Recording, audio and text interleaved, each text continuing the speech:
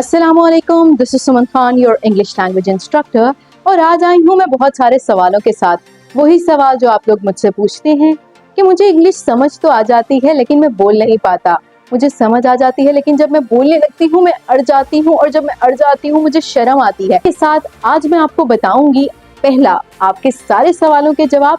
दूसरा, किस तरह से हम फ्लुएंट कम्युनिकेशन करें, फ्लॉलेस और एफर्टलेस कम्युनिकेशन करें कि हम अच्छी इंग्लिश आसानी से बोल पाएं।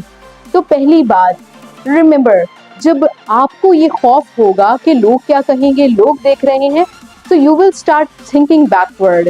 Don't think of people demotivating you, or don't think of people to be red stones. They're not as bad as you have painted them. वो इतने बुरे भी नहीं है जितना आप उनको समझते हैं।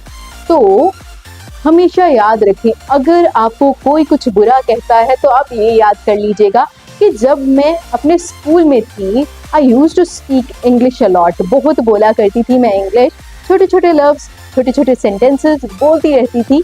तो at that time I was called an English monkey. तो कभी भी मैं इस बात पर रोई नहीं या गुस्सा नहीं हुई। I enjoyed it and I thought it's okay if people are calling me an English monkey, it doesn't matter. उनके कहने से क्या मैं हो जाऊंगी? No, never. So it is because of them. शायद उनके ये बोलने से it gave me a lot of motivation and I thought I'll become a better version of myself. मैं खुद का एक बेहतरीन वर्जन बनूंगी।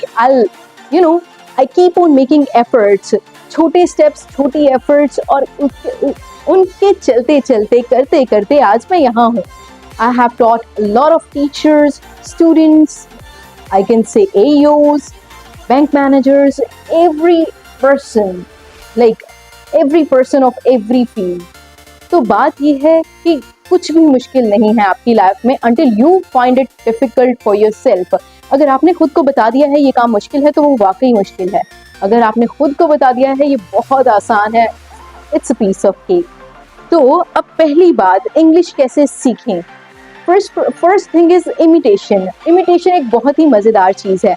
आप लोगों को कॉपी करें जो अच्छी इंग्लिश बोलते हैं। आप उनके सेंटेंसेस, उनके वर्ड्स, वोकैबुलरी चुराना शुरू कर दें। Start speaking, start saying, repeating it, बार बार उसको बोलें। तो ये मज़ेदार ट्रिक मैंने कब सीखी? When I was a student. तो मैं ये करती थी, I used to watch a lot of movies.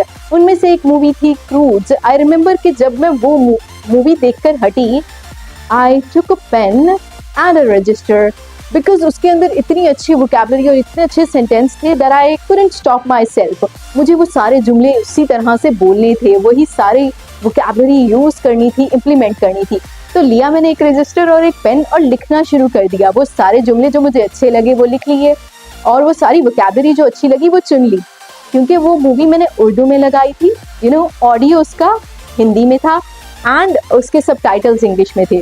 तो वो सारा मैं लिखती गई and by the end I had lot of sentences, many sentences and vocabulary words that I wanted to use. तो मैं स्कूल जाती थी, उसके बाद अपनी फ्रेंड से पूछती थी, तुम्हें इसका मतलब पता है, इसको इंग्लिश में क्या कहते हैं?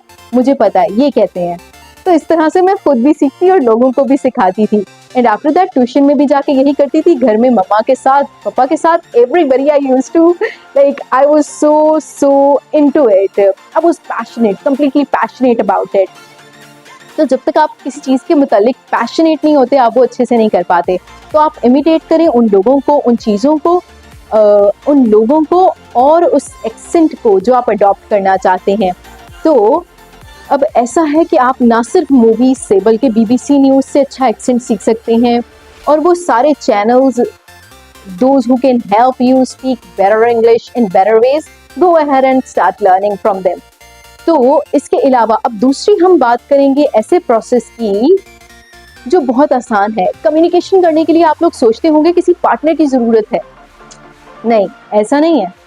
लाजमी नहीं है एक पार्टनर हो आपके पास, क्योंकि सबके पास नहीं होता। और अगर आपके पास पार्टनर है भी तो क्या ज़रूरी है कि वो अच्छी इंग्लिश बोल पाए? नहीं, ऐसा नहीं है। तो आप खुद के लिए काफ़ी हैं। वो कैसे? आपके पास अगर एक मोबाइल मौजूद है, एक लैपटॉप या कुछ भी ऐसी चीज़ मौजूद है जिसमें आप खुद को रिकॉर्ड कर सकते हैं, so you are good to go. आप खुद को रिकॉर्ड करना शुरू करें। आप खुद को बताएं कि आपकी रूटीन क्या है, आप खुद को बताएं आपका स्केड्यूल क्या है। आप रिकॉर्ड करें और बताएं खुद को कि आपका इंट्रोडक्शन क्या है, आप खुद को कैसे तारुफ करवाएंगे, आपके गोल्स क्या हैं, लाइफ में क्या अचीव करना चाहते हैं, आपकी एज क्या है, आपके पेरेंट्स, आपकी फैमिली, सिबलिंग्स, सब कुछ बताएं, ताकि आप ये बार बार करने के बाद bye the and you will come up with the better version of an introduction, you will come up with the better version of a routine. आपको जब अपनी रूटीन रोजाना बोलना आ जाएगी कि रोजाना किस तरह से आपने बताना है अपने मुतालिक, आपको रोजाना किस तरह से आपको अपना इंट्रोडक्शन कराना आ जाएगा, रूटीन के मुतालिक बताना आ जाएगा, तो I don't think you will find it hard to go ahead and speak basic English. तो बेसिक इंग्लिश तो आपकी आराम से कवर हो जाएगी।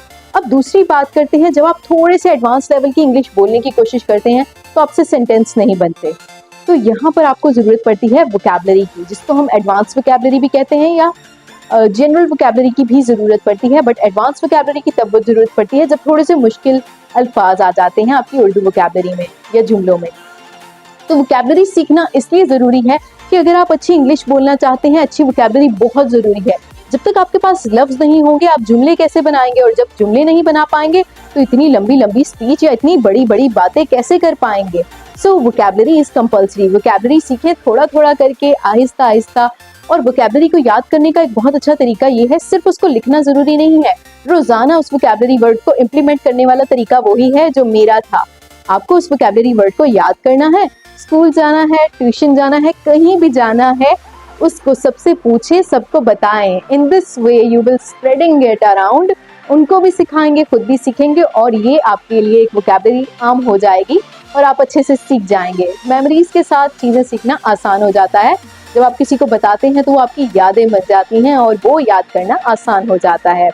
थर्ड, आई विल से कि आप अगर start thinking in English, this is a hack, pure hack. अगर आप सोचना ही इंग्लिश में शुरू कर दें, जो भी आप सोच रहे हैं, specially I would say unconscious mind आपका कब एक्टिव होता है। This might sound weird but I am being honest. जब आप वॉशरूम में होते हैं, जब आप सो रहे होते हैं या सोने के करीब होते हैं, या जब आप उठते हैं, तभी आपका अनकॉन्शियस ब्रेन एक्टिव होता है। तब अगर आप जो भी सोच रहे हैं उसको इंग्लिश में कन्वर्ट करने की कोशिश करें, आई बेट यू आप बहुत अच्छे से कर पाएंगे। Okay, so having that said, अगर आपको मेरी वीडियो अच्छी लगी हो तो प्लीज जाने से पहले give it a thumbs up, like, subscribe and share, because this keeps me motivated to create more valuable content